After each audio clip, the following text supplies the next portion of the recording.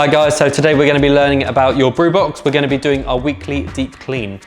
The weekly clean on this machine should only be cleaned by people trained by us ourselves at Barista & Co. To start, hold the middle center icon for 3 seconds and then click service menu. The password will be 1609 and then we're going to go into maintenance. Brewer deep clean. And then we've got 30-second countdown, or you can press OK to start. Please empty the drip tray and coffee ground straw. Even if you're on main waste, you'll still need to empty it for your coffee grounds.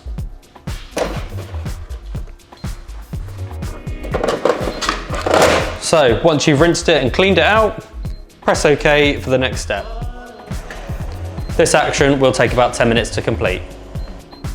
Okay guys, so now we're on to step 2. It says open the cap and put one cleaning tablet in the tablet channel.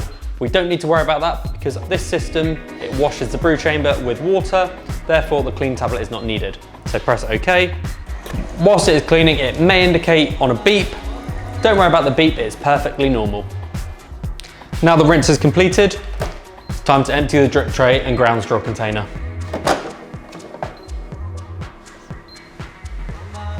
Once that's complete, pop it back in and press OK.